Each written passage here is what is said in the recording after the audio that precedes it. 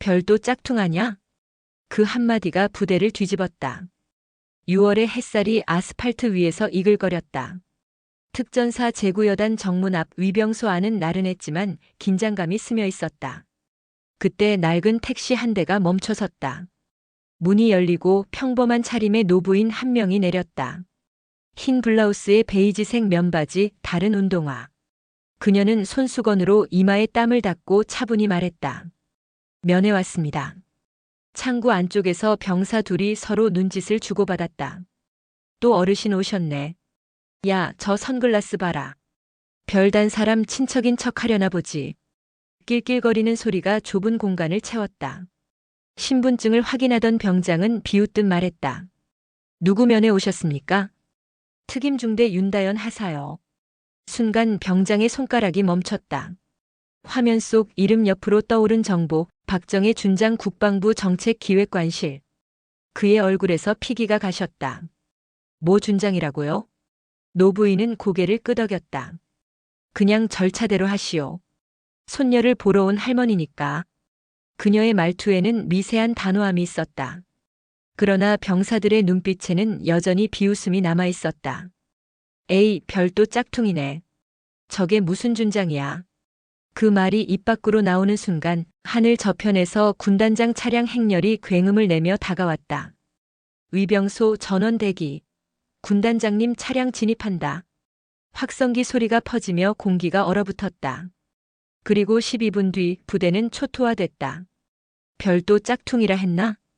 박 준장의 목소리는 낮고 평온했지만 그 평온함이 곧 모든 것을 뒤흔드는 폭풍의 중심이었다. 구독과 좋아요로 함께 해주세요. 오늘의 사연 지금 시작합니다. 뜨거운 공기가 아스팔트 위에서 일렁였다. 특전사 제구여단 정문 앞 위병소의 시계는 오후 2시를 가리키고 있었다. 토요일이면 면회객이 몰리는 시간대였지만 오늘따라 분위기가 묘했다. 위병소 안병사 둘은 선글라스 낀 아주머니를 힐끗거리며 수군거렸다. 야, 진짜 별단 사람 친척이래? 그럴 리가 있냐? 저런 옷차림이 무슨 별이야? 별도 짝퉁이지 뭐. 그들은 신분증을 입력하면서도 웃음을 참지 못했다. 그 웃음소리에는 피로와 권태가 섞여 있었고 그 안에는 자신들이 특전사라는 우월감이 깃들어 있었다. 박정희는 아무 말이 없었다. 그녀의 손끝이 살짝 떨렸지만 표정은 한결같았다. 절차대로 하시오. 낮고 담담한 목소리가 울렸다. 김태균 병장은 모니터를 내려다보다가 그 순간 그의 눈이 휘둥그레졌다. 화면 한가운데에 뜬 이름. 박정혜 준장 국방부 정책기획관실. 그는 반사적으로 의자에서 일어나 경례를 붙였다. 준장님이셨습니까? 죄송합니다. 그러나 박정희는 손을 들어 그를 제지했다. 괜찮네. 자네는 할 일만 하게. 그녀가 자리를 옮기자 병장과 상병은 서로의 얼굴을 바라봤다. 야, 진짜 별이래. 근데 봤지? 완전 그냥 아줌마잖아. 그러게. 저런 분이 어떻게 준장이야. 책상 앞에서 서류나 보던 행정직이지 뭐. 그들의 낮은 목소리엔 경멸이 섞여 있었다. 시간이 흘렀다. 박정희는 녹슨 컨테이너 안에서 조용히 앉아 있었다. 햇빛이 금속 벽에 반사되어 눈이 부셨다. 그녀는 잠시 창밖을 바라보다가 시계를 보았다. 손녀가 내려올 기미가 없었다. 벌써 1시간이 넘었다. 그녀는 자리에서 일어나 천천히 위병소로 향했다. 두 병사는 그녀를 보자마자 허둥지둥 일어섰다. 아직 연락이 안 됐나 보군. 예, 장군님. 지금 훈련 중이라서. 그들의 변명은 너무도 서툴렀다. 박정희는 짧게 숨을 들이켰다. 그리고 조용히 군용 스마트폰을 꺼내 단축번호 1번을 눌렀다. 충성. 제구군단장 이강무 중장입니다. 전화기 너머로 들려온 목소리가 순간 공기를 갈랐다. 이 장군, 나 박정희네. 지금 자네 군단 예하 여단 위병소에 와 있는데 여긴 기강이 참 볼만하군. 그 말이 끝나기도 전에 병사 둘은 얼굴이 하얗게 질렸다. 군단장이라면 부대 전체를 지휘하는 최고 권한자. 그리고 그가 지금 이곳으로 달려오고 있었다. 12분 후 먼지 구름을 일으키며 차량 행렬이 정문 앞에 섰다. 군단장 전용 깃발이 펄럭이고 헌병들이 뛰어내렸다. 이강무 중장은 달려오며 외쳤다. 박 준장님 죄송합니다. 이게 무슨 일입니까? 박정희는 아무 말 없이 그를 바라봤다. 표정은 고요했지만 그 눈빛은 차가운 칼날 같았다. 이 장군, 여단의 문 앞이 이 모양이라면 그 속은 어떻겠나. 짧은 문장이었지만 그 말 한마디가 모든 답이었다. 이강무의 이마에 땀이 맺혔다. 그는 옆에 병사 둘을 노려보았다. 이놈들 지금 누구 앞인지 아나? 병사들은 이미 무릎을 꿇고 있었다. 두 손이 부들부들 떨렸다. 박정희는 손을 들어 그를 막았다. 그만하게. 내가 보기엔 저 둘만의 문제가 아닐세. 그녀는 하늘을 잠시 올려다보았다. 이건 군 전체의 병이지. 뿌리째 도려내야겠네. 이강무 중장은 숨을 삼켰다. 그녀가 저 말투로 이야기할 때면 누군가는 반드시 옷을 벗었다. 잠시 뒤 헌병대가 병사 둘을 데리고 나갔다. 그들의 얼굴엔 공포가 얼어붙어 있었다. 그리고 정문 앞에는 침묵만이 남았다. 그날 저녁 군단 전체에 속보가 내려갔다. 국방부 특별복무점검 실시 예정. 단장 박정혜 준장. 윤다연 하사는 그 소식을 생활관에서 들었다. 손에 들고 있던 머그컵이 흔들렸다. 할머니가 점검 단장으로? 그녀는 믿을 수 없었다.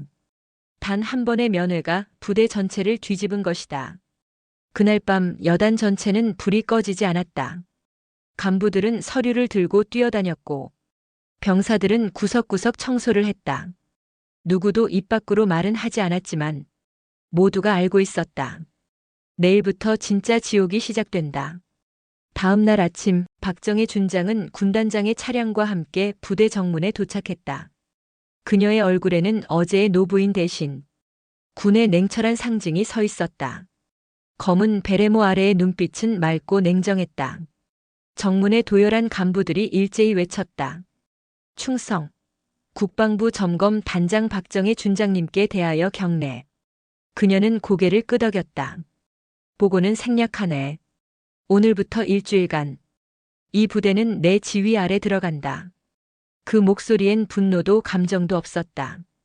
그저 절대적인 명령만 있었다. 그때 대열의 끝에서 윤다연이 서 있었다. 눈앞의 준장을 바라보며 입술을 꼭 깨물었다.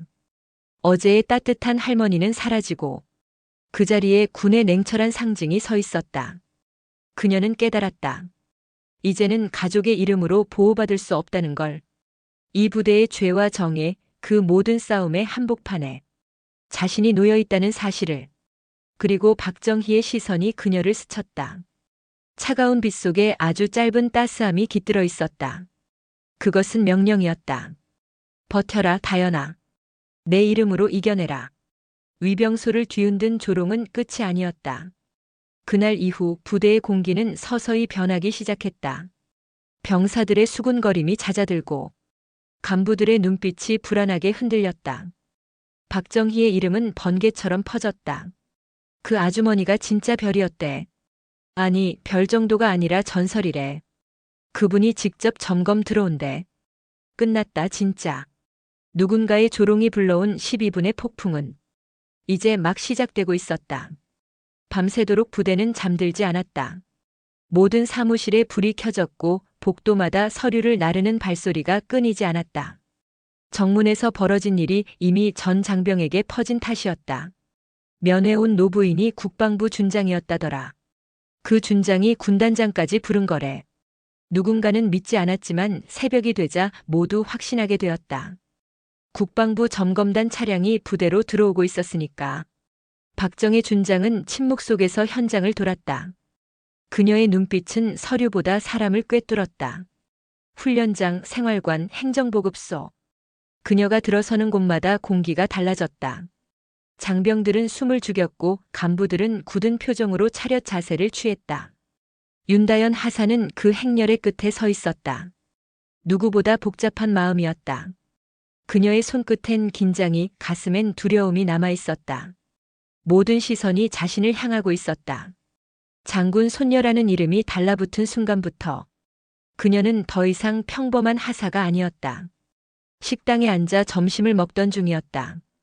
야, 그 윤하사 말이야. 할머니가 준장이라며? 그니까 이번 점검도 그 집안 때문에 시작된 거잖아. 괜히 우리까지 고생하는 거지. 그들의 목소리는 낮았지만 다연의 귀엔 또렷하게 들렸다. 숟가락이 멈췄다. 잠시 숨을 들이마시고 아무 말 없이 자리에서 일어섰다. 식당을 나와 복도를 걷는데 뒤에서 들리는 웃음소리가 쫓아왔다. 저기 짝퉁 별 손녀님 지나가신다. 그녀의 걸음이 잠시 멈췄다가 다시 이어졌다. 입술이 굳게 닫혔다. 그날 오후 여단장은 각 중대 간부들을 긴급 소집했다. 회의실 안은 숨이 막힐 정도로 무거웠다. 박정혜 준장님이 직접 오신다. 이번 점검은 단순 감찰이 아니다. 부대의 뿌리를 드러내는 수술이다. 그 말에 간부들이 서로 눈치를 봤다. 누구도 입을 열지 않았다. 책상 위에 먼지 하나까지 죄로 느껴졌다. 그리고 저녁 무렵 윤다연의 생활관 문이 벌컥 열렸다. 윤하사 중대장님이 부르신다. 김민지 중사가 낮게 말했다. 다연은 군모를 고쳐 쓰고 빠른 걸음으로 행정보급실로 향했다. 중대장은 얼굴이 창백했다. 책상 위에는 점검단의 면담 일정표가 놓여 있었다. 윤하사, 내일부터 박 준장님 팀이 면담에 들어간다. 아마 내가 마지막 순서일 거다. 예, 알겠습니다. 짧은 대답이었지만 목소리는 떨리고 있었다. 그리고 조심해라. 이 점검 장군님이 직접 칼을 드신 거야. 누구도 예외가 없다는 뜻이지. 그 말이 끝나자 중대장은 눈을 피했다. 그녀가 떠난 뒤에도 방 안 공기가 식지 않았다. 밤. 생활관 불이 꺼지고 다연은 조용히 옥상으로 올라갔다. 그녀는 두 손으로 난간을 잡았다. 나는 왜 군인이 되었을까? 어릴 적 할머니의 제복을 입은 모습이 떠올랐다. 그때는 그저 멋있어 보였다. 하지만 지금은 무게가 달랐다.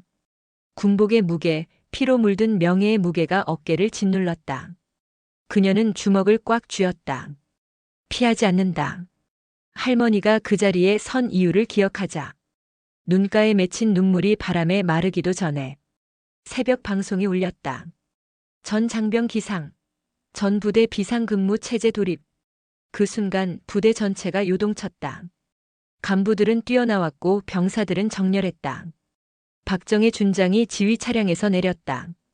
그녀는 마이크를 잡았다. 나는 이 부대의 점검단장이다. 오늘부터 모든 휴가와 외출은 금지된다. 이 부대의 명예를 다시 세우기 전까진 누구도 나가지 못한다. 짧은 명령이었지만 메아리처럼 퍼져나갔다. 그녀의 눈빛이 한쪽 대열에서 멈췄다. 윤다연이었다. 두 사람의 시선이 교차했다. 아무 말도 없었지만 그 눈빛이 모든 것을 말했다.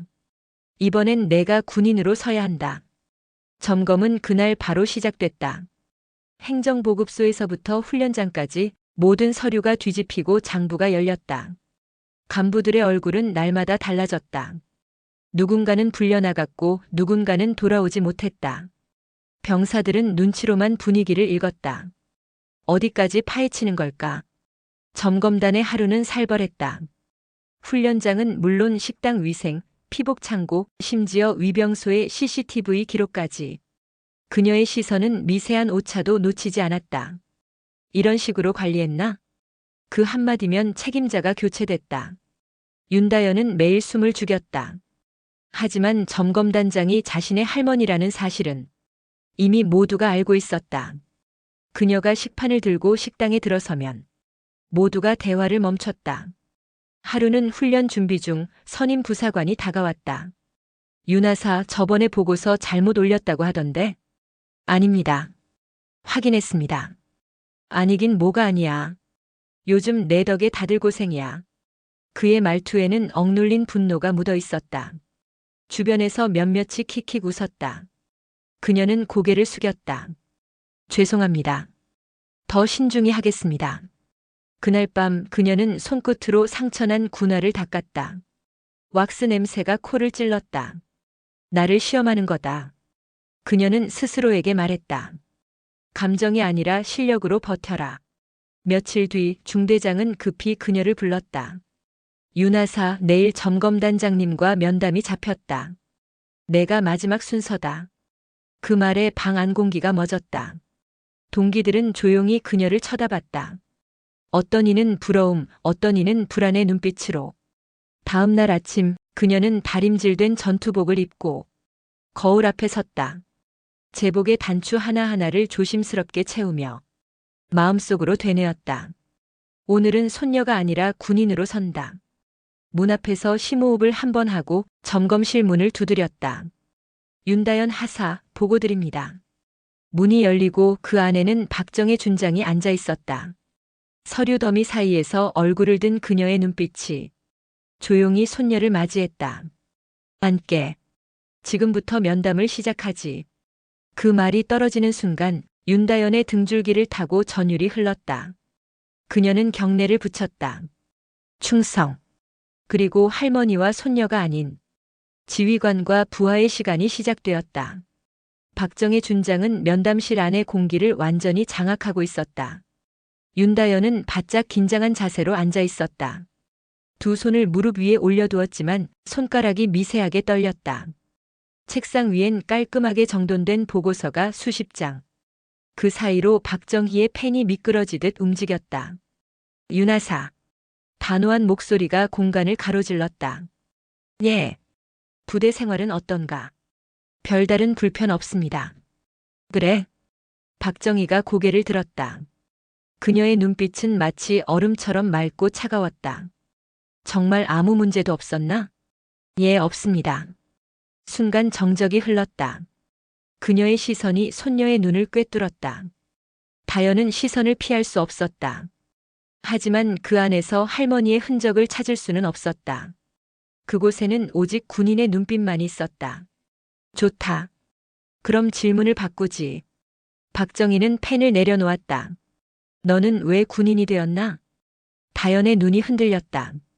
조국을 지키고 싶어서입니다. 그 대답은 교본에나 적혀 있을 말이지.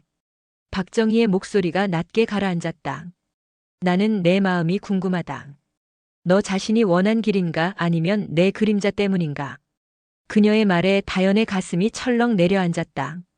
할머니의 그림자. 그 단어는 그동안 피하고 싶었던 진실이었다. 다연은 고개를 숙였다. 처음에는 존경이었습니다. 할머니처럼 강한 군인이 되고 싶었어요. 하지만 지금은 모르겠습니다. 저를 바라보는 사람들은 군인이 아니라 장군 손녀만 봅니다. 박정희는 말없이 듣고 있었다. 그런데 저는 할머니가 자랑스러워야 하는데 요즘은 그 이름이 두렵습니다. 제가 아무리 노력해도 사람들은 할머니 덕이라고 말합니다. 그래서 그냥 숨고 싶었습니다. 그녀의 목소리가 점점 떨렸다. 그만하고 싶단 생각도 했습니다. 눈물이 살짝 맺혔다. 그러나 다연은 손등으로 재빨리 닦았다. 죄송합니다. 군인답지 못했습니다. 박정희는 자리에서 천천히 일어났다. 책상 앞으로 걸어 나와 손녀 앞에 섰다. 그녀의 군화가 바닥을 2번 울렸다. 고개 들어. 다연은 주저하다가 시선을 올렸다. 박정희의 얼굴에는 분노도 연민도 없었다. 다만 깊은 슬픔이 깃들어 있었다. 너를 여기까지 끌어들인 건 나다. 박정희가 낮게 말했다. 하지만 기억해라. 이 군복의 무게는 아무도 대신 져주지 않는다. 너는 내 손녀가 아니라 한 명의 하사다. 그래서 나는 너를 편들 수 없다. 그녀의 말은 냉정했지만 그 안에는 따뜻한 결의가 숨어 있었다. 썩은 나무를 뽑을 땐 주변의 땅도 같이 뒤집어진다. 그 과정에서 내가 다칠 수 있다. 하지만 그래도 버텨야 한다. 군인의 길은 누가 알아주지 않아도 걸어야 하는 길이다. 다연의 눈에 눈물이 맺혔다. 그녀는 고개를 끄덕였다. 명심하겠습니다. 박정희는 손녀의 어깨에 손을 얹었다. 너는 내 힘으로 증명해라. 누가 뭐라 해도 너 자신을 지켜라. 그녀의 손이 잠시 떨렸다. 그 떨림 속에는 사랑과 후회의 감정이 섞여 있었다. 면담이 끝나자 다연은 문 밖으로 나왔다. 긴장이 풀리자 다리가 풀릴 듯 흔들렸다. 복도 끝 창문 너머로 저녁 햇살이 스며들었다. 그녀는 창틀에 손을 대고 깊게 숨을 들이마셨다. 그날 이후 마음속에 무언가가 바뀌었다. 다음 날 아침 훈련장에서는 지옥주 대비 체력이 훈련 중이었다. 모래바람이 눈을 찔렀고 교관의 고함이 공기를 갈랐다. 윤하사, 속도 늦다. 너 할머니가 대신 뛰어주냐? 조롱이 섞인 말이었다. 주변에서 웃음이 터졌다. 다연은 아무 말 없이 숨을 몰아쉬었다. 무릎이 깨지고 숨이 목까지 차올랐지만 포기하지 않았다. 그녀는 속으로 되뇌었다. 나는 장군 손녀가 아니라 군인 윤다연이다. 그날 오후 그녀는 동기들과 함께 산악구보를 돌았다. 경사가 심한 오르막길에서 동료 하나가 발을 헛디뎌 굴러떨어졌다. 순간 모두가 멈칫했지만 다연만이 바로 뛰어내렸다. 낮은 절벽 밑에서 동료를 붙잡은 그녀는 자신의 팔로 버텼다. 잡아! 로프 던져! 그녀의 목소리가 터졌다. 모래바람 속에서도 그 목소리는 흔들리지 않았다. 그 장면을 본 교관의 얼굴이 굳었다. 그녀가 단순히 줄 하나의 무게를 견디는 게 아니라 책임을 짊어진 모습이었다. 훈련이 끝나자 교관은 그녀에게 다가왔다. 윤하사. 예, 교관님. 오늘은 잘했어. 그 말 한마디가 그녀의 마음속에서 천둥처럼 울렸다. 그녀는 말없이 경례를 붙였다. 며칠 후 박정희 준장은 점검단 회의에서 보고서를 펼쳤다. 삼중대 윤다연 하사 훈련 태도 우수. 리더십 평가 상위 1%. 그녀의 입가에 미세한 미소가 번졌다. 그러나 말은 짧았다. 그녀는 앞으로 더 혹독한 시험을 받을 것이다. 점검 마지막 날 밤 박정희는 조용히 자신의 숙소 창가에 섰다. 어둠 속 연병장의 몇몇 병사들이 훈련을 이어가고 있었다. 그중 한 명, 구보 중에도 흐트러지지 않는 자세. 그게 다연이었다. 박정희의 눈빛이 흔들렸다. 그녀는 혼잣말처럼 중얼거렸다. 그래, 그래야지. 그래야 진짜 군인이지. 그 순간 그녀의 휴대전화가 울렸다. 군단장 이강무였다. 박 준장님, 점검 결과를 정리하셨습니까? 내일 오전 발표하네. 각오하게. 예. 이번엔 봐주지 않을 걸세. 통화를 끊고 그녀는 다시 창밖을 보았다. 박정희는 조용히 속삭였다. 다연아, 이제 시작이다. 그날 밤 하늘에는 구름 한 점 없이 별이 가득했다. 부대의 모든 조명이 꺼진 후에도 그 별빛만은 여전히 반짝이고 있었다. 마치 두 세대의 군인이 서로를 향해 눈빛으로 맹세하는 듯 했다. 버텨라. 그리고 내 이름으로 일어서라. 바람이 훈련장의 깃발을 스쳤다. 그 소리가 마치 군가처럼 들렸다.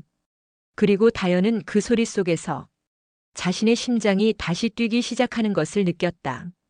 새벽 공기가 서늘했다.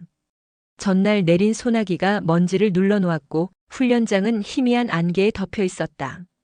윤다연은 이미 구보복 차림으로 나와 있었다.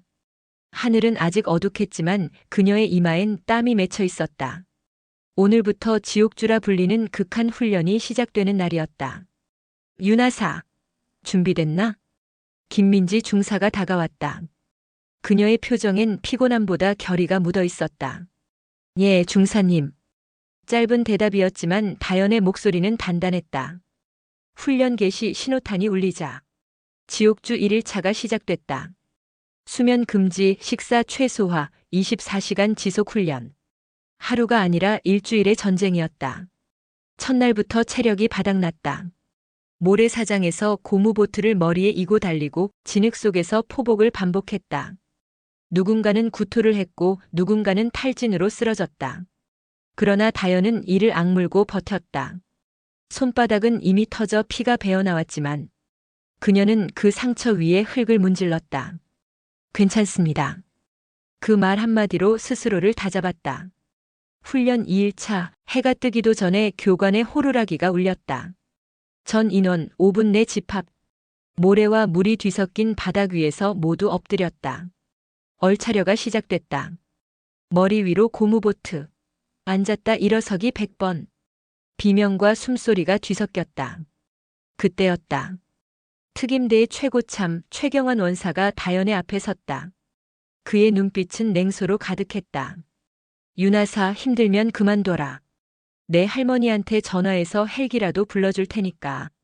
그 말에 주변이 술렁였다. 누군가는 웃었고 누군가는 고개를 숙였다. 다연은 잠시 숨을 골랐다. 입안이 바짝 말랐다. 괜찮습니다. 전 끝까지 하겠습니다. 짧은 대답. 그러나 그 안에 담긴 울림은 묵직했다. 최 원사는 비웃듯 코웃음을 쳤다. 끝까지? 그 말 내 몸으로 증명해봐라. 훈련은 더욱 혹독해졌다. 최 원사는 다연이 있는 팀에게 가장 험한 구간을 배정했다. 산악구보, 야간 수영, 장비 해체 조립 반복. 동료들은 속으로 불만을 터뜨렸다. 저 여자 때문에 우리까지 죽는다. 장군 손녀니까 버티겠지. 우리는 뭐냐고. 그 목소리가 다연의 귓가를 찔렀다. 하지만 그녀는 대꾸하지 않았다. 지금 무너지면 모든 게 끝이다. 그녀는 속으로 되뇌며 발걸음을 옮겼다. 셋째 날 밤 산악행군 도중 비가 내리기 시작했다. 지늘길이 미끄러웠고 야간 투시경 속엔 흐릿한 그림자들만 어른거렸다. 그때 갑자기 앞서가던 최경환 원사가 비명을 질렀다. 악! 그리고 그가 경사면 아래로 굴러떨어졌다. 원사님! 다연은 반사적으로 달려갔다. 경사 아래는 젖은 낙엽과 바위로 가득했다. 손전등을 비추자. 그의 오른쪽 다리가 비정상적으로 꺾여 있었다. 발목 골절입니다. 그녀가 외쳤다. 교관들이 서로 얼굴을 마주봤다. 비는 점점 거세졌다. 의무병 부르고 로프 가져와. 누군가 외쳤지만 지형이 험해 접근조차 쉽지 않았다. 그때 다연이 손을 들었다. 제가 내려가겠습니다. 윤하사 위험하다. 김민지 중사가 외쳤지만 다연은 이미 로프를 허리에 묶고 있었다. 명령입니다. 제가 갑니다. 그녀의 목소리에 주저함은 없었다. 비가 내리치는 경사면 아래로. 그녀는 몸을 던졌다. 손에 쥔 랜턴이 빗물에 젖어 미끄러졌지만 그녀는 바위 틈을 짚으며 버텼다. 원사님 괜찮으십니까? 윤하사 왜 왔나 나 때문에. 그의 얼굴은 고통과 혼란으로 일그러져 있었다.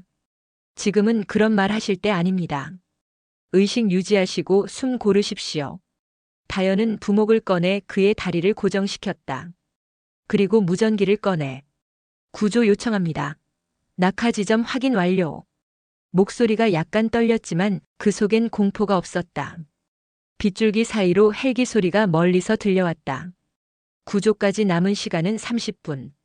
그녀는 젖은 군복을 움켜쥐고 원사 곁에 앉았다. 최경환이 말했다. 윤하사 나는 너 미워했다. 내 덕에 부대가 난리라 생각했어. 그의 숨소리가 거칠었다.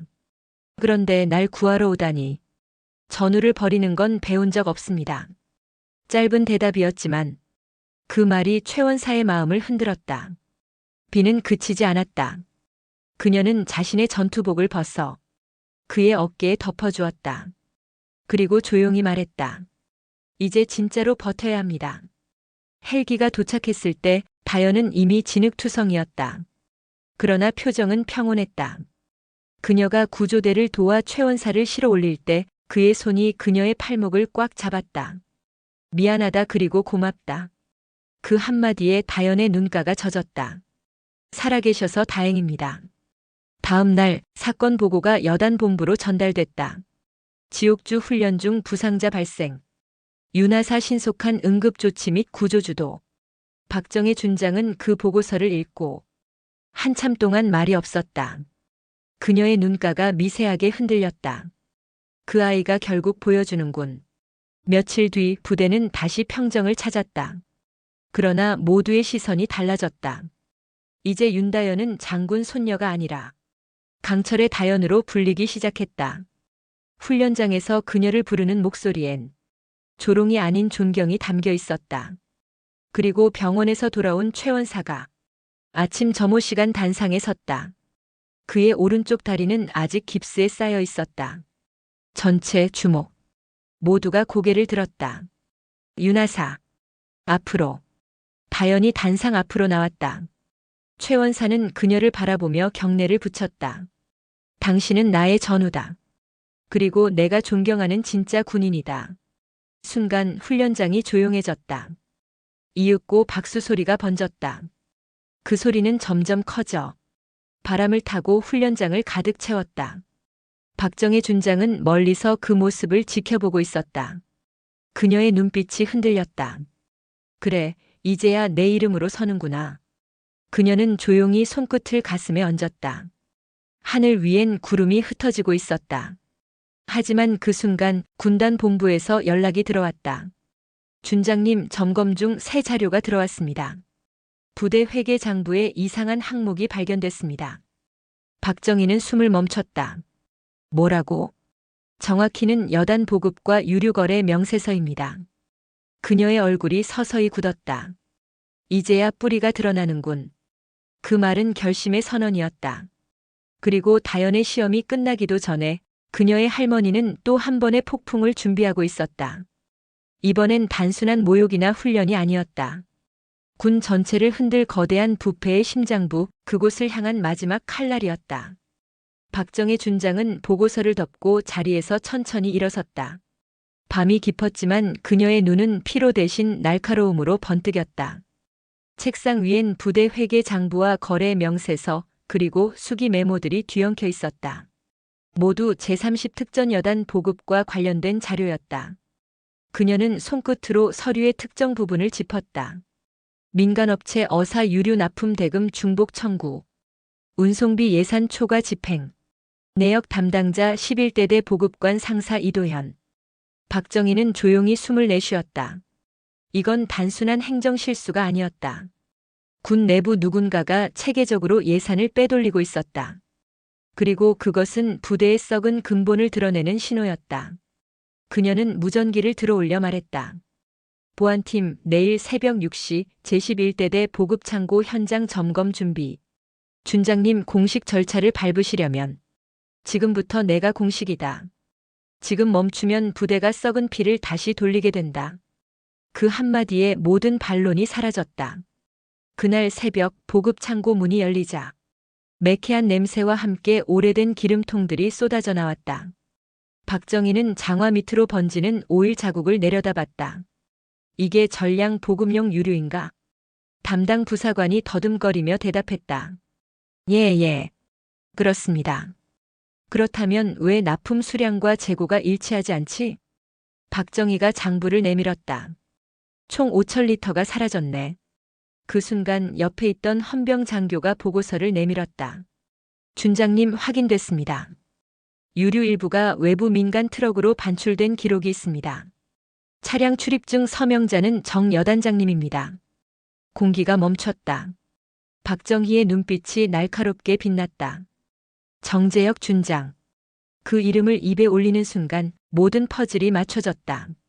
그는 여단의 최고 책임자이자 그녀가 처음 부대를 찾았을 때 면회객 관리를 이유로 그녀를 방치했던 바로 그 인물이었다. 그녀는 단호하게 말했다. 정 여단장, 지금 즉시 내실로 호출하라. 정재혁 준장은 회의실 문이 닫히는 소리에 어깨를 움찔했다. 박정희 준장은 이미 그를 기다리고 있었다. 책상 위에는 유류거래 장부와 서명된 문서가 놓여 있었다. 이 서명, 자네 것 맞나? 그게 제 부하가 대신 결제한 것 같습니다. 전 몰랐습니다. 몰랐다고? 박정희는 차가운 웃음을 지었다. 여단장이 부대에 돈이 새는 걸 모르고 있었다. 그게 자네가 내세울 변명인가? 정준장은 식은땀을 흘리며 고개를 숙였다. 준장님, 이번 일은 단순한 실수입니다. 저는 정말 그만두게. 실수는 한두 번이지 민간업체로 빠져나간 돈이 실수로는 설명이 안 되지 않나. 박정희는 서류를 그 앞에 던졌다. 나는 자네가 이 부대의 기강을 무너뜨렸다고 본다. 그리고 자네 밑에서 군을 이용해 사리사욕을 채운 부하가 있다면 그 역시 예외 없이 처벌받을 것이다. 그녀의 목소리는 조용했지만 칼날처럼 날카로웠다. 정재혁은 무릎을 꿇었다. 죄송합니다. 준장님, 살려주십시오. 한때 저도 자랑스러운 특전사였지만 그저 조금 눈 감았을 뿐입니다. 그 조금이 이 나라 군의 신뢰를 무너뜨린다. 박정희가 고개를 숙이지 않고 대답했다. 오늘자로 자네는 직위 해제다. 군검찰 조사에 응하게. 그녀는 문을 나서며 보안 장교에게 지시했다. 정준장 구금 조치, 관련자 전원 조사. 이 강단은 무너지지 않는다. 그 시각 윤다연은 행군 준비 중이었다. 부대의 소식이 이미 퍼지고 있었다. 여단장 잡혀갔대. 이번엔 진짜 끝난 거 아냐? 다 박정의 준장이 판 거라잖아. 병사들의 수군거림이 이어졌지만 다연은 그저 구보와 끈을 묶었다. 할머니가 움직였다. 그녀는 감히 미소조차 지을 수 없었다. 이 싸움은 단순한 징계가 아니었다. 군 전체의 명예가 걸린 일이었다. 그날 오후 박정의 준장은 여단 전 간부를 소집했다. 연병장 중앙단상 위 그녀의 검은 전투복이 햇빛을 반사하며 빛났다. 이 자리에 모인 이유는 단 하나다. 그녀의 목소리가 확성기를 타고 퍼졌다. 국민의 세금으로 유지되는 군이 누군가의 지갑이 되어서는 안 된다. 오늘 이 부대는 다시 태어난다. 간부들의 얼굴이 굳었다. 누군가는 눈을 피했고 누군가는 주먹을 움켜쥐었다. 박정희는 연단 아래에서 서 있는 윤다연을 보았다. 그녀의 눈빛은 흔들림이 없었다. 윤하사. 그녀가 이름을 불렀다. 앞으로 나오게. 모두의 시선이 다연에게 쏠렸다. 그녀는 조용히 걸음을 내디뎠다. 너는 이 부대의 군인이자 나의 후배다. 너는 이번 사태 동안 부대의 명예를 지켰고 전우를 구했다. 그것이 군인의 본분이다. 그녀의 목소리가 깊게 울렸다. 이제 너의 세대가 이 부대를 이끌 것이다. 윤다연은 차렷 자세로 경례했다. 충성. 그 한마디에 박정희의 눈가가 살짝 젖었다. 그녀는 단상 아래로 내려와 손녀 앞에 섰다. 이제 내가 나를 넘어설 차례다. 짧은 말이었지만 그 속엔 세대의 바통이 담겨 있었다. 그날 저녁 박정희 준장은 군단장에게 최종 보고서를 제출했다. 부대 내 비리 관련자 16명 징계, 여단장 직위 해제. 특전 여단 기강 재정비 완료.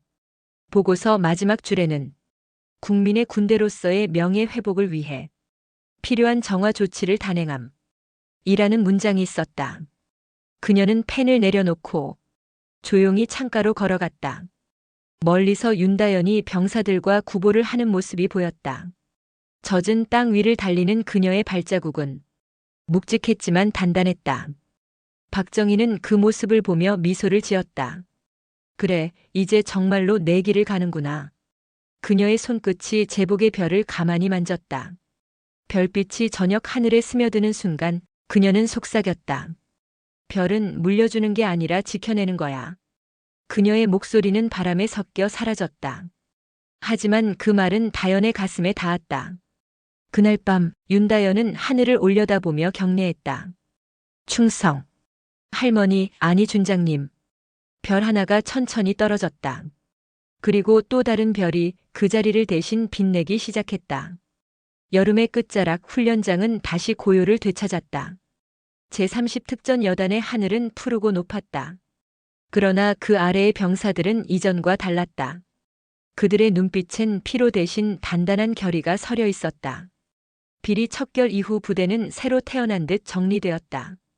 부조리로 얼룩졌던 공기가 사라지고 누구나 실력으로만 평가받는 분위기가 자리 잡았다. 윤다연은 이른 새벽부터 구보를 마치고 대대 전술 훈련 준비를 하고 있었다. 모래주머니를 메고 뛰는 그녀의 뒷모습엔 한때의 불안이나 주저함이 보이지 않았다. 동료 병사들이 말했다. 윤하사, 오늘도 제일 먼저 나왔네. 이제 완전 특전사 얼굴이지 뭐. 농담 섞인 목소리였지만 그 안엔 존경이 담겨 있었다. 김민지 중사가 다가왔다. 윤하사, 이번 주에 탑팀 선발 대회 있지? 예, 중사님. 우리 여단 작년엔 3등이었다. 이번엔 내가 있으니 기대해도 되겠지?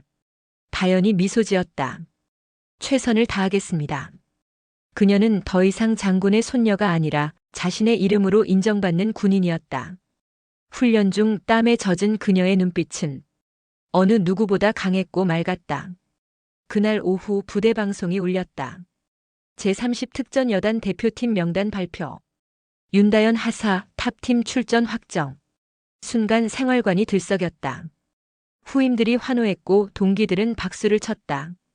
김민지 중사가 말했다. 가서 보여줘라. 누가 진짜 특전사인지. 예. 며칠 후 충북에 위치한 특수전사령부 훈련장.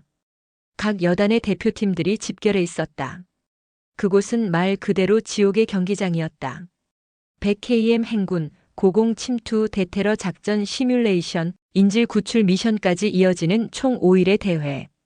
윤다연이 속한 제30여 단 팀은 훈련복 위에 새겨진 붉은 독수리 마크를 가슴에 품고 출전했다. 대회 첫날 산악 행군이 시작됐다. 가파른 능선을 따라 30kg 장비를 맨 채 비탈을 오르는 여단팀.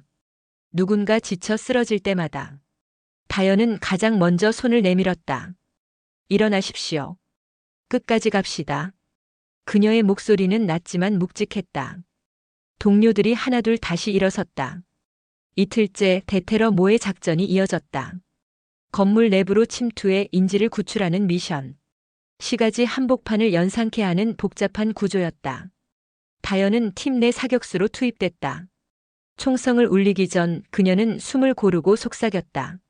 명중률 100%. 그녀의 손끝이 방아쇠를 당겼다. 표적은 단 한 발의 오차도 없이 쓰러졌다. 관제실에서 지켜보던 심사관이 감탄했다.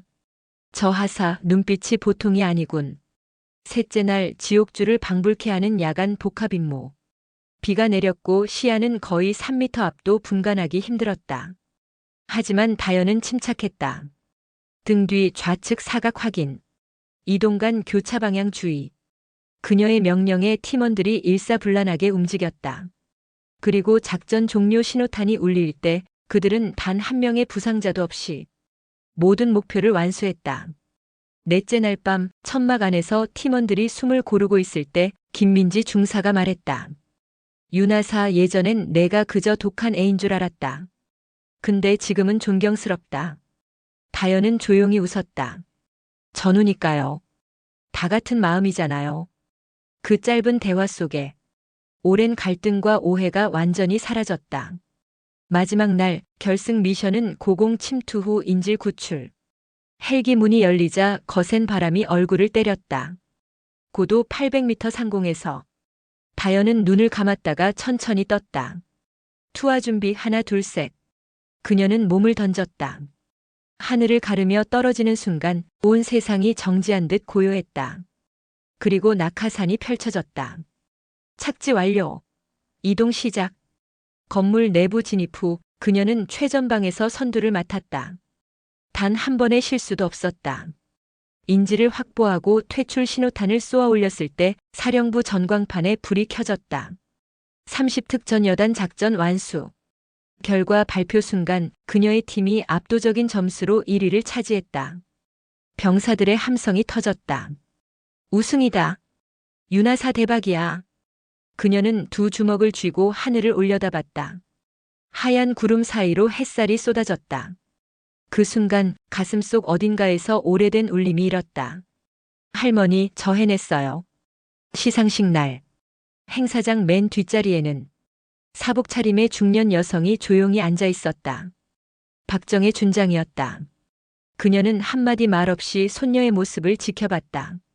단상 위에서 윤다연이 사령관에게 경례를 붙였다. 충성. 제30특전 여단 윤다연 하사, 보고드립니다. 그녀의 목소리는 맑고 단단했다. 박정희의 입가에 미소가 번졌다. 수상 연설이 끝나고 사람들이 빠져나간 뒤 다연이 홀로 밖으로 나왔다. 그녀는 관중석 뒤편에서 조용히 서 있는 한 여성을 보았다. 할머니. 두 사람의 시선이 마주쳤다. 박정희는 선글라스를 벗으며 말했다. 이젠 나 대신 내가 빛나는구나. 아니요, 할머니. 할머니가 저를 일으켜 세우셨어요. 그녀는 군번줄을 풀어 할머니의 손에 쥐어주었다. 그 쇠줄엔 지난 시간의 땀과 눈물이 배어 있었다. 박정희는 한참 동안 말이 없었다. 그리고 천천히 손녀의 손을 감싸 쥐었다. 다연아, 별은 스스로 타오르는 법이다. 누가 달아주는 게 아니야. 알아요. 그래서 이 별을 제 힘으로 지켜낼 거예요. 두 사람은 하늘을 올려다봤다. 저 멀리 낙하 훈련 중인 헬기 한 대가 하늘을 가르며 지나가고 있었다. 햇살 속에서 두 세대의 그림자가 겹쳤다. 한 사람은 길을 닦았고 한 사람은 그 길 위에서 새로운 역사를 쓰고 있었다. 조국과 명예, 그리고 피로 이어진 세대의 신념. 박정희가 말했다. 다연아, 너는 이제 강철이다. 그녀의 목소리는 담담했지만 그 속엔 자부심이 담겨 있었다. 윤다연은 미소 지으며 격려했다. 충성, 준장님. 그리고 할머니. 그날 저녁 하늘에는 별이 유난히 많았다. 그중 하나는 유독 밝았다. 그 별빛은 여전히 두 사람을 비추고 있었다. 그날 이후 사람들은 그녀를 이렇게 불렀다. 강철의 다연.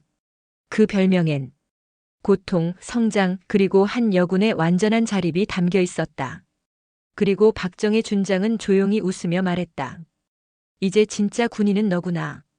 바람이 스쳐 지나가고 그녀의 별이 천천히 저녁 하늘 위로 떠올랐다. 끝없이 빛나며 영원히 꺼지지 않는 별처럼. 한 달 뒤 국방부 브리핑실.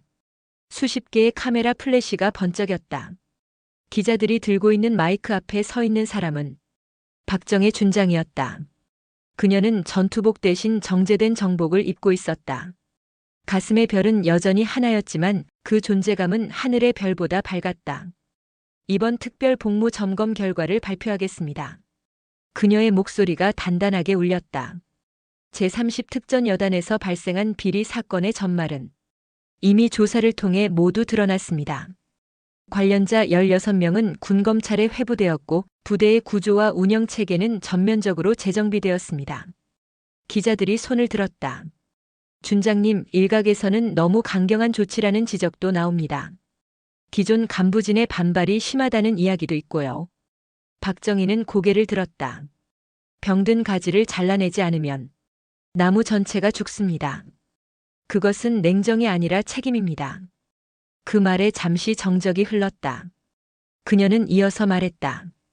이번 조치는 개인의 명예를 위한 것이 아닙니다. 군의 명예, 조국의 신뢰를 지키기 위한 최소한의 선택이었습니다. 브리핑이 끝나자 기자들은 일제히 박수를 쳤다.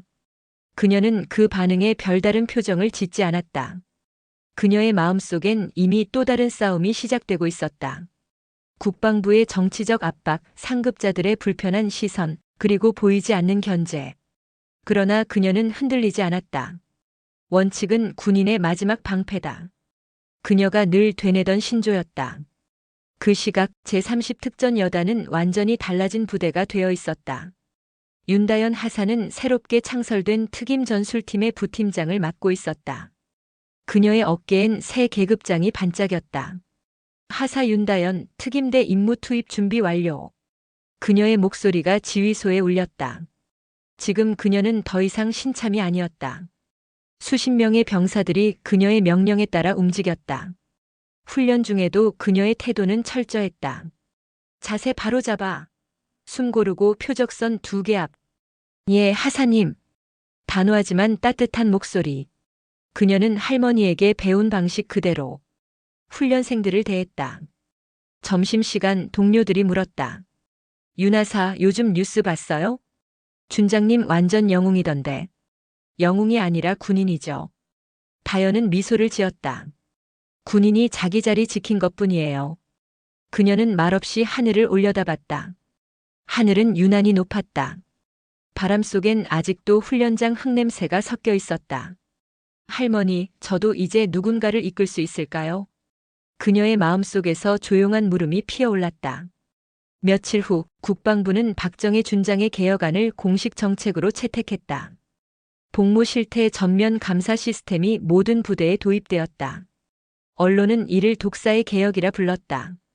그녀의 별명은 오래전부터 존재했지만 이제는 공포가 아니라 존경의 의미로 불리고 있었다. 박정희 준장은 동료 장성들에게 둘러싸여 있었다. 박 준장, 이번 일 정말 대단했네. 하지만 솔직히 너무 나갔다는 사람들도 있어.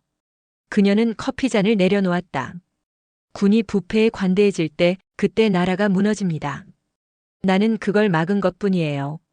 그녀의 말투엔 흔들림이 없었다. 회의가 끝난 뒤 그녀는 조용히 밖으로 나와 휴대전화를 꺼냈다.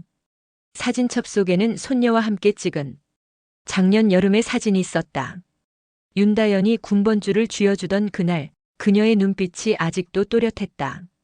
이 아이는 나보다 더 강해질 것이다. 그녀는 그 생각에 미소를 지었다. 그 무렵 부대에 새로운 명령이 내려왔다. 특임 전술팀 전원 대테러 실전 훈련 즉시 투입. 그날 밤 윤다연은 팀을 이끌고 산악기지로 향했다. 임무는 모의 상황이었지만 모든 게 실제 전투처럼 진행됐다. 적 진지 침투, 인질 구출, 폭발물 해체. 그녀는 침착했다. 좌측 엄호 3초 후 진입. 3, 2, 1 진입. 폭발음과 함께 진입이 이루어졌다. 훈련은 완벽했다. 임무 종료 후 지휘 통제실 모니터에 보고서가 올라왔다. 윤다연 하사 침착한 지휘 및 전술 판단력 우수. 팀원 생존율 100%. 서정학 여단장이 고개를 끄덕였다. 이제 이 부대는 진짜 달라졌다. 며칠 뒤 주말 윤다연은 오랜만에 휴가를 받아 할머니의 집을 찾았다. 마당 한켠에서 박정희가 텃밭을 가꾸고 있었다. 모자를 눌러 쓴 그녀는 더 이상 장군이 아닌 평범한 노년의 여인이었다. 왔구나. 네, 할머니. 두 사람은 나란히 앉아 마당을 바라봤다. 저녁 햇살이 붉게 물드는 시간이었다. 잠시 침묵이 흐르다 박정희가 물었다. 군 생활 힘들지 않냐? 힘든데요. 이상하게 행복해요. 다연이 웃었다. 힘들수록 더 뿌듯하니까요. 박정희는 고개를 끄덕였다. 그게 진짜 군인이야. 누가 알아주지 않아도 자기 자리에서 조용히 버티는 사람. 그녀는 잠시 하늘을 바라봤다. 다연아, 세상은 언제나 불공평하다. 그걸 바꾸는 건 거창한 힘이 아니라 작은 용기다. 내가 보여줬듯이 말이다. 할머니, 저 아직 많이 부족해요. 그래서 좋은 거야. 군인은 늘 부족하다고 느낄 때 강해진다. 바람이 불어와 두 사람의 머리칼을 스쳤다. 멀리서 새들이 하늘을 가르며 날아갔다. 그녀는 손녀의 어깨를 다정하게 두드렸다. 다연아, 내 별은 이제 내 하늘에 있다. 다연은 눈을 감았다가 천천히 뜨며 하늘을 올려다봤다. 그곳엔 아직 해가 남아 있었다. 그리고 그 옆에서 별 하나가 조용히 빛나기 시작했다. 그녀는 미소 지으며 말했다. 이제 제 하늘을 지킬게요. 그날 밤 특전 여단 생활관 안에서 병사들이 모니터로 국방부 뉴스 영상을 보고 있었다. 국방부 개혁안 주도한 박정희 준장, 군의 명예는 신뢰로부터 시작된다. 윤다연은 그 화면을 조용히 바라보다 이불을 정리했다. 그리고 수첩 한 구석에 이렇게 적었다. 강철은 뜨거운 불 속에서 단련된다. 군인은 고통 속에서 단단해진다. 그 문장을 적은 후 그녀는 펜을 내려놓았다. 창밖으로 별이 반짝였다. 그 별빛은 멀리 떨어진 곳에서 한 사람의 미소와 겹쳤다. 박정희 준장은 그 시각 집무실 창가에서 하늘을 올려다보고 있었다. 그녀의 손에는 낡은 군번줄 하나가 쥐어져 있었다. 다연아, 내 별은 이제 나보다 더 밝구나. 창밖의 하늘에서 두 개의 별이 나란히 빛났다. 하나는 오래된 신념의 별, 다른 하나는 새로 태어난 세대의 별. 그 빛은 서로를 향해 부드럽게 흔들렸다. 그리고 그렇게 제30 특전 여단의 전설은 두 세대의 별빛 아래에서 끝없이 이어졌다. 가을이 깊어갔다. 국방부 청사 앞 느티나무 잎들이 노랗게 물들었다. 박정희 준장은 정문 앞에 잠시 멈춰섰다. 몇 달 전 기자들이 몰려들던 그 자리였다. 지금은 한산했다. 그녀는 잠시 하늘을 올려다봤다. 회색빛 구름 사이로 한 줄기 햇살이 비쳤다. 그 빛이 제복의 별에 닿자 은은한 반짝임이 흘렀다. 그녀는 조용히 웃었다. 이제 별도 쉬어야 할 때가 됐나 보군. 그녀의 옆에는 국방부 인사담당관이 서 있었다. 준장님, 전역 신청서 검토가 완료되었습니다. 이번 주 금요일부로 명예 전역 처리됩니다. 박정희는 고개를 끄덕였다. 그래요, 수고 많았어요. 준장님 모두 아쉬워하고 있습니다. 후배 장교들이 존경을 표하겠다고. 그럴 필요 없어요. 군은 사람을 위해 있는 게 아니라 나라를 위해 존재하는 겁니다. 그녀의 대답은 담담했다. 인사 담당관이 경례를 붙였다. 충성. 박정희는 조용히 받아주며 말했다. 군을 부탁하네. 그날 오후 그녀는 오래된 서류철을 정리했다. 책상 서랍 한켠에서 낡은 노트 한 권이 나왔다. 표지에는 손글씨로 적힌 글귀가 있었다. 나는 군인이다. 명령보다 양심이 먼저여야 한다. 그녀는 노트를 넘겼다. 젊은 시절, ROTC 시절의 다짐이 적혀 있었다. 언젠가 여군도 최전선에 설 수 있어야 한다. 내 별은 화려함이 아니라 책임의 증거여야 한다. 그 문장들 위로 세월의 자국이 묻어 있었다. 그녀는 노트를 덮었다. 그리고 천천히 창가로 걸어가 하늘을 바라보았다. 멀리 비행기 한 대가 구름 사이를 지나가고 있었다. 그녀의 눈가에 미세한 미소가 떠올랐다. 나는 내 몫을 다했구나. 그 순간 문을 두드리는 소리가 들렸다. 준장님 윤하사 왔습니다. 들어오게. 문이 열리자 윤다연이 경례를 붙였다. 충성. 박정희는 자리에서 일어나 손녀를 향해 천천히 걸어갔다. 와줬구나. 전역하신다고 해서 인사드리러 왔습니다. 그래, 이제 진짜 내 차례가 끝났지. 그녀의 목소리는 고요했다. 윤다연은 손에 든 봉투를 내밀었다. 이건 여단 전우들이 만든 영상입니다. 준장님 점검 때부터 지금까지 기록한 자료예요. 박정희가 봉투를 받아들었다. 이런 걸 다들 감사하대요. 준장님 덕에 부대가 살아났다고. 박정희는 잠시 말이 없었다. 살아난 게 아니라 제자리를 찾은 거지. 그녀는 손녀의 어깨에 손을 얹었다. 다연아, 기억해라. 군인은 강한 사람이 아니라 끝까지 남는 사람이다. 그 자리를 지키는 게 명예다. 예, 준장님. 윤다연은 단호하게 대답했다. 둘은 창가에 나란히 섰다. 바깥엔 석양이 붉게 번지고 있었다. 박정희가 말했다. 나도 처음엔 두려웠다. 군에서 여자로 산다는 게 어떤 건지 내가 감당할 수 있을지 몰랐다. 하지만 그 두려움 덕분에 끝까지 버틸 수 있었어. 저도 그래요. 처음엔 그냥 강해지고 싶었는데 이젠 지키고 싶어요. 사람도 동료도 이복장도. 그게 바로 군심이야. 박정희가 미소 지었다. 잠시 후 그녀는 서랍에서 작은 상자를 꺼냈다. 이건 내 마지막 선물이다. 상자 안에는 낡은 컴퍼스가 있었다. 내 초임 시절부터 함께했던 거야. 언제든 길을 잃을 때 이걸 꺼내면 북쪽을 가리켜줬지. 하지만 내겐 늘 책임의 방향을 알려줬다. 그녀는 그것을 다연의 손에 쥐어주었다. 이제 이건 내 것이다. 윤다연은 입술을 깨물며 고개를 끄덕였다. 감사합니다. 너도 언젠가 나처럼 떠날 날이 올 거야. 그때 후배에게 이걸 물려줘라. 그게 진짜 군인의 유산이다. 그녀의 목소리가 낮아졌다. 별은 죽지 않는다. 다만 다음 세대에게 옮겨갈 뿐이지. 며칠 뒤 국방부 대강당에서 박정희 준장의 명예 전역식이 열렸다. 국가대표 군악대가 연주하는 조국의 함성이 울렸다. 그녀는 단상 위에 올랐다. 수백 명의 장병들이 일제히 경례를 붙였다. 충성. 그 소리가 하나의 파도처럼 울려 퍼졌다. 그녀는 잠시 말을 잃었다. 그리고 천천히 입을 열었다. 나는 평생 군복을 입고 살았습니다. 이 옷은 무겁지만 그 무게 덕분에 나는 버틸 수 있었습니다. 이제 그 무게를 내려놓습니다. 하지만 제 마음의 별은 여전히 군에 남습니다. 그녀의 목소리가 흔들렸다.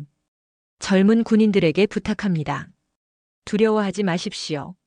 잘못을 고치려는 용기, 무너진 명예를 다시 세우는 결심, 그것이 진짜 힘입니다. 연설이 끝나자 장병들이 기립박수를 쳤다. 박정희는 마지막으로 경례를 붙였다. 그 순간 하늘에서 빛 한 줄기가 내려 그녀의 어깨를 비췄다. 그녀는 속삭였다. 다연아, 이제 내 별이다. 저녁식이 끝난 뒤 윤다연은 강당 밖에서 기다리고 있었다. 두 사람은 말없이 눈을 마주쳤다. 그리고 동시에 경례했다. 충성, 충성. 박정희가 손녀의 어깨를 가볍게 두드렸다. 언제나 잊지 마라. 군복은 철로 만든 갑옷이 아니다. 사람의 마음으로 짜여진 약속이다. 명심하겠습니다. 그녀는 잠시 하늘을 바라봤다. 구름 사이로 별 하나가 일찍 떠 있었다. 그 빛은 유난히 따뜻했다. 박정희는 천천히 속삭였다. 별은 지는 게 아니라 다른 하늘로 옮겨가는 거야. 그녀의 손끝에서 낡은 군번줄이 바람에 흔들렸다. 그 소리는 마치 오래된 군가의 여운처럼 잔잔하게 그러나 멀리 퍼져나갔다. 그날 저녁 윤다연은 군단 작전실에서 근무일지를 적었다. 마지막 줄에 이렇게 썼다. 오늘 한 세대의 별이 내려가고 새로운 하늘이 열렸다. 창밖으로 보이는 하늘엔 별이 2개 나란히 빛나고 있었다. 그건 마치 서로 다른 세대의 군인이 하나의 약속을 지켜내는 신호 같았다.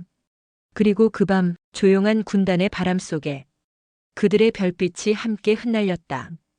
겨울이었다. 눈이 내리던 날 제30 특전 여단의 깃발 위에도 하얀 결정들이 쌓였다. 윤다연 대위는 지휘소 앞에서 눈을 털어내며 무전을 확인했다. 그녀의 계급장은 이제 하사의 그것이 아니었다. 여단 역사상 최연소 여군 대위, 특임 전술대 부대장. 이젠 아무도 그녀를 누구의 손녀라고 부르지 않았다. 대위님, 오늘은 훈련 취소래요. 눈 때문에 헬기 못 뜬답니다. 좋네. 다들 오랜만에 따뜻한 밥 먹을 수 있겠군. 다연은 웃었다. 그녀의 웃음에는 여전히 그때의 단단함이 남아있었다. 부대 안에는 박정혜 전 준장의 전역을 기념한 사진이 걸려 있었다. 군은 명예 위에 서야 한다. 그 문구가 동판으로 새겨져 있었다. 신참 병사들은 그 앞을 지나며 늘 경례를 붙였다. 저분이 윤대위님 할머니라죠? 응. 근데 말 조심해라. 윤대위님 진짜 무섭다. 훈련장에서 장군님보다 더 철저해. 농담이지만 그 말엔 존경이 깃들어 있었다. 그녀는 매일 새벽 첫 번째로 훈련장을 돌았다. 겨울 새벽의 공기는 차갑고 매서웠지만 그녀는 그 찬 공기 속에서 오히려 생명을 느꼈다. 이게 내가 살아있다는 증거지. 그녀는 혼잣말하며 구보를 시작했다. 눈 덮인 산등성이를 넘을 때면 문득 할머니의 말이 떠올랐다. 군인은 강한 사람이 아니라 끝까지 남는 사람이다. 그 말이 이제야 완전히 이해됐다.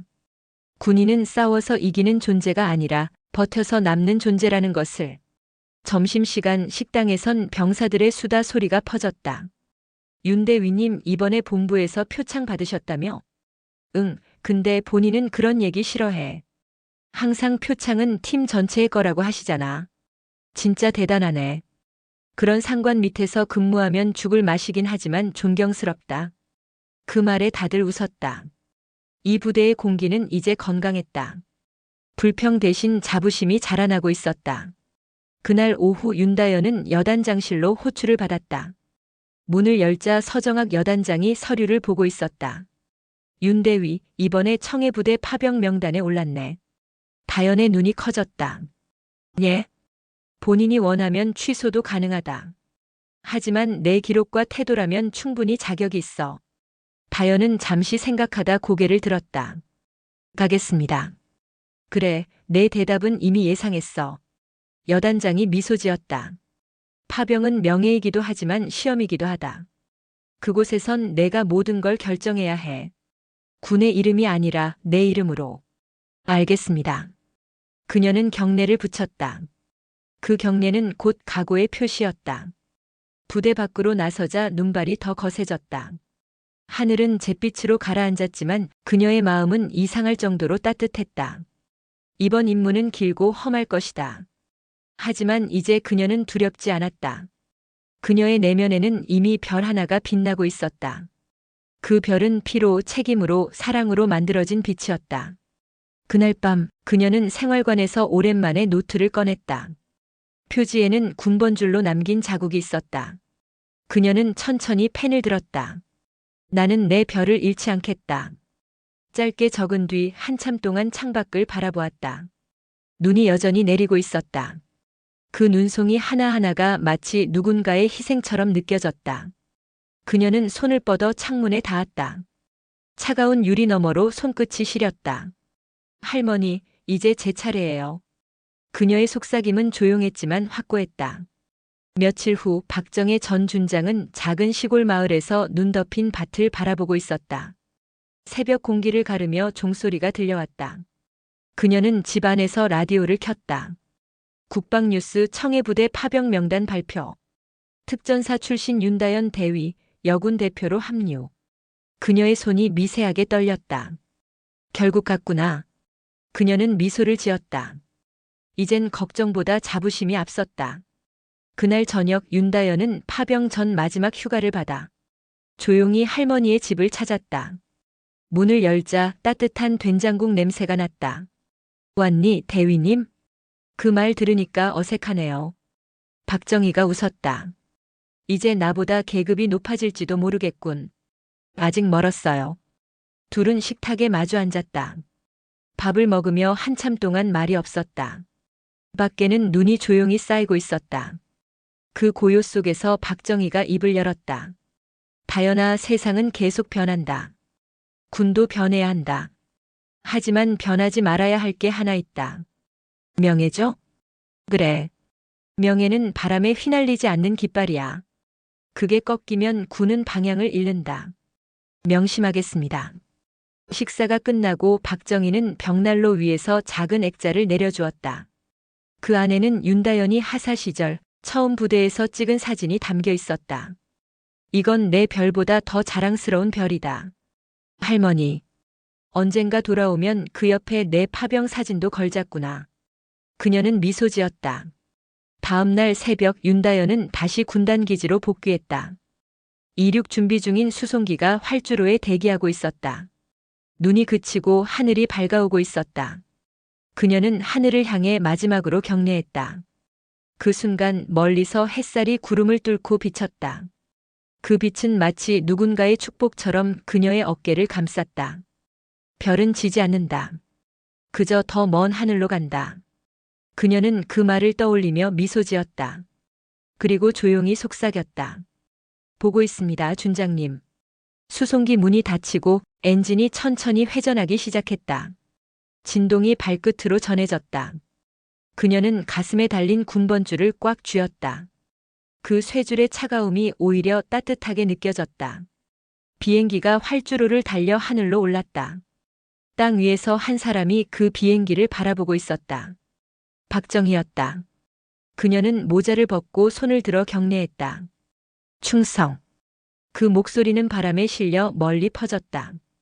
비행기가 점점 작아지고 하늘 끝에서 햇빛 속에 사라질 때 그녀의 눈가에 눈물이 맺혔다. 하지만 그 눈물은 슬픔이 아니었다. 그건 한 시대가 끝나고 새로운 별이 떠오르는 순간의 눈물이었다. 그날 밤 남해 바다 위를 날던 수송기 안에서 윤다연은 창밖을 보았다. 깜깜한 바다 위로 별 하나가 유난히 밝았다. 그 빛은 마치 그녀의 할머니가 조용히 손을 들어 경례하는 것처럼 느껴졌다. 그녀는 눈을 감고 속삭였다. 별 하나 계속 보고 있습니다. 그리고 이듬해 봄, 국방일보 일면에는 이런 제목이 실렸다. 강철의 다연, 바다 위에서 전우를 구하다. 그 기사는 한 문장으로 끝을 맺었다. 그녀는 할머니의 별을 이어 이제 스스로의 하늘을 빛내고 있다.